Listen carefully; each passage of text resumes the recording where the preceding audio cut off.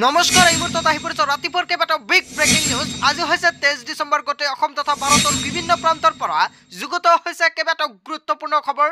এনেবোৰ খবৰ নিতৌ পাই থাকিবলৈ চেনেলটি সাবস্ক্ৰাইব কৰি ভিডিঅ'টিত এটা লাইক কৰিবলৈ নাপাহৰিব। আজিৰ আমাৰ প্ৰথম খুবেই গুৰুত্বপূৰ্ণ খবৰ হৈছে এটা ডাঙৰ খবৰ। হয় বন্ধু-বান্ধৱীসকল, মোদীক ভোট নিদিয়া মিয়া মুছলমানক লাগে চৰকাৰী আঁচনি। এইবাৰ আৰু এটা গুৰুত্বপূৰ্ণ মন্তব্য কৰিছে অসমৰ মুখ্যমন্ত্ৰী ডক্টৰ হিমন্ত বিশ্ব শৰ্মাই। হয় বন্ধু-বান্ধৱীসকল, তেজপুৰত এইবাৰ মুখ্যমন্ত্ৰী হিমন্ত বিশ্ব শৰ্মাৰ এটা ডাঙৰ মন্তব্য কৰিছে। লগতে যেসকল ব্যক্তিৰ পিএম কিষাণৰ 16 নম্বৰ কিস্তি পাবলগীয়া আছিলে সেইসকল ব্যক্তিৰ বাবে এটা ডাঙৰ খবৰ মুকলি কৰিছে। লগতে উচ্চতাক লৈও কেইবাটাও গুৰুত্বপূৰ্ণ সিদ্ধান্ত গ্ৰহণ কৰিছে চৰকাৰে। মোদীক ভোট নিদিয়া মিয়া মুছলমানে অধিক পৰিমাণে লয় আঁচনিৰ ধন। অসমীয়াক আঁচনিৰ ধন ল'বলৈ মাতি আনিব লাগে আৰু বৰপেটাৰ মিয়া মুছলমানে শাৰী পাতি আঁচনিৰ বাবে আবেদন কৰে। অসমীয়াতকৈও এইবাৰ আগতে মিয়া মুছলমানে গম পায় চৰকাৰী আঁচনিৰ কথা। মোদীক ভোট নিদিয়াসকলেহে মোদীৰ আঁচনিৰ বাবে হেতাও ফৰা কৰে। বিজেপিক ভোট নিদিওঁ বুলি কৈ গ্ৰহণ কৰে মোদী চৰকাৰৰ আঁচনি আৰু মোদীক ভোট দিয়াসকলক আঁচনিৰ বাবে মাতি আনিব লাগে বুলি মন্তব্য কৰিছে অসমৰ মুখ্যমন্ত্ৰী ডক্টৰ হিমন্ত বিশ্ব শৰ্মাই। লগতে কৈছে চৰকাৰী আঁচনিক জনপ্ৰিয়তা কৰাটো ৰাইজৰ দায়িত্ব। আৰু তেজপুৰত মুখ্যমন্ত্ৰী হিমন্ত বিশ্ব শৰ্মাৰ ডাঙৰ মন্তব্য। হয় বন্ধু-বান্ধৱীসকল, তেজপুৰত মুখ্যমন্ত্ৰী হিমন্ত বিশ্ব শৰ্মাই মন্তব্য কৰিছে, আপোনালোকে নিশ্চয় সবিশেষ জানিলে। লগতে কৈছে মোদীক ভোট দিয়াসকলক আঁচনিৰ বাবে মাতি আনিব লাগে। যিসকল ব্যক্তিয়ে মোদী চৰকাৰক ভোট দিয়ে সেইসকল ব্যক্তিক আঁচনিৰ বাবে মাতি আনিব লাগে আৰু যিসকল ব্যক্তিয়ে মোদী চৰকাৰক ভোট নিদিয়ে সেইসকল ব্যক্তি শাৰী পাতি আঁচনিৰ বাবে আবেদন কৰে বুলি মন্তব্য কৰিছে অসমৰ মুখ্যমন্ত্ৰী ডক্টৰ হিমন্ত বিশ্ব শৰ্মাই। হয় বন্ধু-বান্ধৱীসকল, মুখ্যমন্ত্ৰী হিমন্ত বিশ্ব শৰ্মাই যিটো মন্তব্য কৰিছে আপোনালোকে কি ক'ব? যদি আপোনালোকৰ কিবা মন্তব্য কৰিব লগা থাকে আপোনালোকৰ মন্তব্যটো নিশ্চয় কমেণ্টৰ জৰিয়তে জনাবলৈ নাপাহৰিব।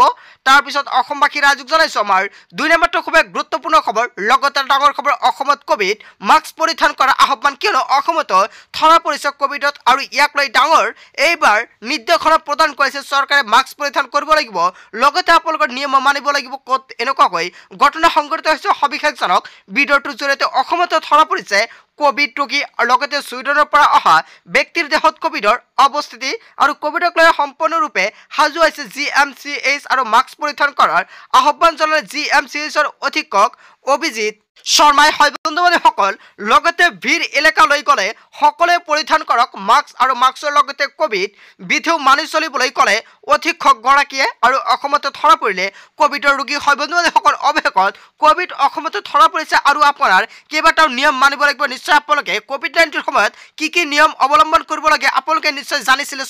আপোনালোকে এইকেইটা নিয়ম এতিয়াৰ পৰা অৱলম্বন কৰিব লাগিব। তাৰপিছত অসমবাসী ৰাইজক জনাইছোঁ আমাৰ 3 নম্বৰটো খুবেই গুৰুত্বপূৰ্ণ খবৰ। লগতে এটা ডাঙৰ খবৰ, কিয়নো 16 নম্বৰ কিস্তিৰ ধন পাবলৈ পিএম কিষাণ হিতাধিকাৰীয়ে কৰিব লাগিব এটা ডাঙৰ কাম। এই মুহূৰ্তত অসমবাসী ৰাইজক জনাইছোঁ আন এটা বিগ ব্ৰেকিং নিউজ, কিয়নো 16 নম্বৰ কিস্তিৰ ধন পাবলৈ পিএম কিষাণৰ হিতাধিকাৰীলৈ এটা ডাঙৰ ঘোষণা কাইলৈ কৰিব লাগিব আপোনাৰ এইকেইটা কাম। যদি আপুনি 23 ডিচেম্বৰত এইকেইটা কাম নকৰে তেনে ক্ষেত্ৰত কিন্তু পিএম কিষাণৰ 16 নম্বৰ কিস্তি আপুনি নাপাব। পিএম কিষাণ আঁচনিৰ লাখ লাখ হিতাধিকাৰীলৈ ডাঙৰ ঘোষণা। কৃষি বিভাগৰ তৰফৰ পৰা 16 নম্বৰ কিস্তিৰ ধন পাবলৈ কৰিব লাগিব কেইটামান বিশেষ কাম, কিয়নো কাইলৈ গাঁৱে গাঁৱে অনুষ্ঠিত হ'ব পিএম কিষাণ বিশেষ গাঁও সভা। আৰু গাঁৱে গাঁৱে যিখন বিশেষ সভা গ্ৰহণ কৰিব সেইখন সভাত আপোনালোকৰ কেইবাটাও গুৰুত্বপূৰ্ণ কাম কৰিব লাগিব। গাঁও সভাত থিতাতে কৰিব পাৰিব আপুনি EKYC যদি আপোনাৰ পিএম কিষাণৰ নামটো অন্তৰ্ভুক্ত হৈ আছে। আৰু যদি আপুনি এতিয়ালৈকে EKYC কৰা নাই তেনে ক্ষেত্ৰত আপুনি কৰিব পাৰিব EKYC সেইখন সভাত। লগতে ডিবিটিৰ বাবে প্ৰয়োজনীয় কাম সম্পন্ন কৰিব পাৰিব এই সভাত। আৰু নিৰ্দিষ্ট বেংকৰ প্ৰতিনিধি উপস্থিত থাকিব গাঁও সভাত। আৰু লগতে IPBৰ একাউণ্ট খুলিও পাৰিব হিতাধিকাৰীসকলে। হয় বন্ধু-বান্ধৱীসকল, যদি আপোনাৰ একাউণ্টত টকাটো নোসোমায় তেনে ক্ষেত্ৰত আপুনি IPBৰ জৰিয়তে আপুনি এখন একাউণ্ট খুলিব পাৰিব।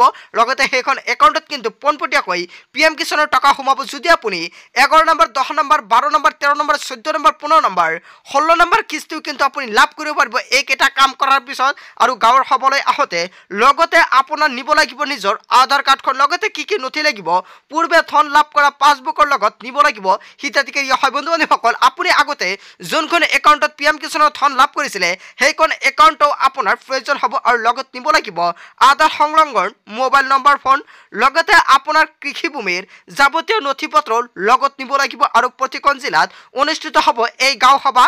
লগতে এইকেইটা কাম নকৰিলে 16 নম্বৰ কিস্তিৰ ধন লাভ কৰাত হ'ব পাৰে আপোনাৰ অসুবিধা। পিএম কিষাণ আঁচনিৰ লাখ লাখ হিতাধিকাৰীলৈ ডাঙৰ ঘোষণা কৃষি বিভাগৰ তৰফৰ পৰা। হয় বন্ধু-বান্ধৱীসকল, যদি আপোনালোকৰ পিএম কিষাণৰ নামটো অন্তৰ্ভুক্ত হৈ আছে আপুনি টকা পোৱাত কোনো ধৰণৰ অসুবিধা হৈছে নেকি আপোনাৰ যদি হৈছে তেনে ক্ষেত্ৰত নিশ্চয় আপুনি কমেণ্ট কৰি জনাব আপোনাৰ কি কৰিব লাগে নিশ্চয় আপোনালোকক ৰিপ্লাই দি জনাই দিম তাৰপিছত অসমবাসী ৰাইজক জনাইছো আমাৰ 4 নম্বৰটো খুব গুৰুত্বপূৰ্ণ খবৰ লগতে ডাঙৰ খবৰ 2024 কোন সমষ্টিৰ পৰা নিৰ্বাচন খেলিব কংগ্ৰেছৰ সাংসদ গৌৰৱ গগৈ অৱশেষত গৌৰৱ গগৈ অনলাইনৰ মাধ্যমত আবেদন কৰিলে মোৰ অসমবাসী ৰাইজক জনাইছো বিগ ব্ৰেকিং নিউজ কিনো 2024 কোন সমষ্টিৰ পৰা নিৰ্বাচন খেলিব কংগ্ৰেছৰ সাংসদ গৌৰৱ গগৈ আৰু তিনিটাকৈ লোকসভা সমষ্টিৰ বাবে আবেদন সাংসদ গৌৰৱ গগৈ কিয়নো নগাঁও লগতে কাজিৰঙা যোৰহাট সমষ্টিৰ বাবে অনলাইন যোগে আবেদন কৰিছে সাংসদ গৌৰৱ গগৈ আৰু তিনিটাকৈ লোকসভা সমষ্টিৰ বাবে আবেদন কৰা গৌৰৱ গগৈ হৈছে একমাত্ৰ প্ৰাৰ্থী আৰু দিল্লীৰ পৰাই আবেদন সাংসদ গৌৰৱ গগৈ থিৰাং কৰিব পৰা নাই কোন সমষ্টিৰ প্ৰাৰ্থী হ'ব গৌৰৱ গগৈৰ আবেদনক লৈ এইবাৰ বিবৰ্তিত প্ৰদেশ কংগ্ৰেছ হয় বন্ধুসকল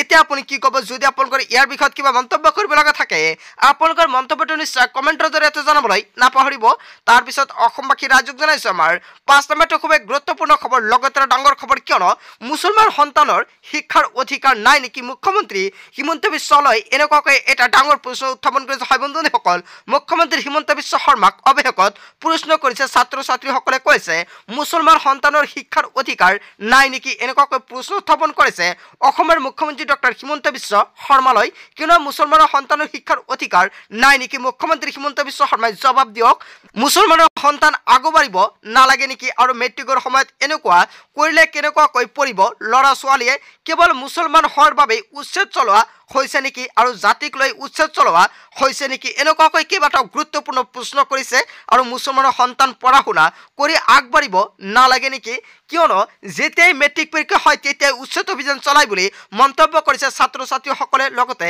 জনাই তেলেমত ৰেল বিভাগৰ ভূমিত চলিছে উচ্ছেদ অভিযান আৰু জাননী নিদিয়াকৈ উচ্ছেদ চলোৱাৰ বিৰুদ্ধে সৰব হৈ পৰিছে উচ্ছেদিত জনতা আৰু মুছলমান সন্তানৰ শিক্ষাৰ অধিকাৰ নাই নেকি এনেকুৱাকৈ কেইবাটাও গুৰুত্বপূৰ্ণ প্ৰশ্ন উত্থাপন কৰিছে মুছলমান সন্তান আগবাঢ়িব নালাগে নেকি হয় বন্ধুসকল আচলতে ছাত্ৰ ছাত্ৰীসকলে যিকেইটা প্ৰশ্ন উত্থাপন কৰিছে ইয়াৰ বিষয়ত আপোনালোকে কি ক'ব যদি আপোনালোকৰ কিবা মন্তব্য কৰিব লগা থাকে আপোনালোকৰ মন্তব্যটো নিশ্চয় কমেণ্টৰ জৰিয়তে জনাবলৈ নাপাহৰিব তাৰপিছত অসমবাসী ৰাইজক জনাইছো আমাৰ 6 নম্বৰটো খুব গুৰুত্বপূৰ্ণ খবৰ লগতে ডাঙৰ খবৰ গোলাঘাটৰ এছপি ৰাজেন সিঙক ৱাৰ্নিং মুখ্যমন্ত্ৰী হিমন্ত বিশ্ব শৰ্মাৰ এই মুহূৰ্তে অসমবাসী ৰাইজক জনাইছো আন এটা বিগ ব্ৰেকিং নিউজ অৱশেষত মুখ্যমন্ত্ৰী হিমন্ত বিশ্ব শৰ্মাৰ বিশেষ ৱাৰ্নিং গোলাঘাটৰ এছপি ৰাজেন সিঙক ৱাৰ্নিং মুখ্যমন্ত্ৰী হিমন্ত বিশ্ব শৰ্মাৰ আৰু বিপদত গোলাঘাটৰ এছপি ৰাজেন সিং কিয়নো গোলাঘাটৰ এছপি ৰাজেন সিঙৰ বিৰুদ্ধে সৰব হৈ পৰিছে এইবাৰ মুখ্যমন্ত্ৰী ডক্টৰ হিমন্ত বিশ্ব শৰ্মাই আমি অহংকাৰক সমৰ্থন নকৰো কিয়নো চৰকাৰী বিষয়া সদায় নৰ্ম আৰু ভদ্ৰ হ'ব লাগে আৰু চৰকাৰী কৰ্মচাৰী বিষয়ে কোনেও বেয়া ব্যৱহাৰ নকৰিব কিয়নো সমগ্ৰ ঘটনাৰ ডিজিপি জিপি সিঙেৰে আলোচনা মুখ্যমন্ত্ৰী হিমন্ত বিশ্ব শৰ্মাৰ কাজিৰঙাৰ বন বিষয়াক এইবাৰ বেয়া ব্যৱহাৰ কৰিছিল গোলাঘাটৰ এছপি ৰাজেন সিঙে আৰু এছপি ৰাজেন সিঙৰ বিৰুদ্ধে ক্ষমতাৰ অপব্যৱহাৰৰ অভিযোগ উত্থাপন হৈছে আৰু হাতী সাফাৰীৰ টিকট দিব নোৱাৰাৰ বাবে বন বিষয়াক নিৰ্যাতনৰ অভিযোগ এছপি ৰাজেন সিঙৰ বিৰুদ্ধে আৰু ফোন যোগে বন বিষয়াৰ তৰুণ গগৈক অশ্লীল গালিগালাজ দি ধমক দিছিল এছপি ৰাজেন সিঙে আৰু খাদী পোছাকক এইবাৰ পাৱাৰ দেখুৱাই গুৱাহাটীৰ পৰাই থানালৈ লৈ আহিছিল বন বিষয়া তৰুণ গগৈক আৰু ইয়াৰ পিছতেই ৰাজ্যজুৰি তীব্ৰ প্ৰতিক্ৰিয়াৰ সৃষ্টি হৈছে গোলাঘাটৰ এছপি ৰাজেন সিঙক ৱাৰ্নিং মুখ্যমন্ত্ৰী হিমন্ত বিশ্ব শৰ্মাৰ হয় বন্ধুসকল আন এটা গুৰুত্বপূৰ্ণ খবৰ লগতে এটা ডাঙৰ প্ৰশ্ন উত্থাপন কৰা হৈছে ইয়াৰ বিষয়ত আপোনালোকে কি ক'ব যদি আপোনালোকৰ কিবা মন্তব্য কৰিব লগা থাকে আপোনালোকৰ মন্তব্যটো নিশ্চয় কমেণ্টৰ জৰিয়তে জনাবলৈ নাপাহৰিব সো বন্ধুসকল আজিৰ মূল ভিডিঅ'খনত আপোনালোকক কিখিনি সৰু কেইটামান ইনফৰমেশ্যন দিবলগীয়া আছিলে ভিডিঅ'টো ভাল লাগিলে লাইক কমেণ্ট শ্বেয়াৰ কৰিব আৰু যদি এতিয়ালৈকে চেনেলটো ছাবস্ক্ৰাইব কৰা নাই তেন্তে এনেকুৱাকৈ নতুন নতুন ইনফৰমেটিভ তথা হেল্পফুল ভিডিঅ' পাবলৈ হ'লে চেনেলটো ছাবস্ক্ৰাইব কৰিবলৈ নাপাহৰিব সো থ্যাংক ইউ ফৰ ৱাচিং ফুল ভিডিঅ'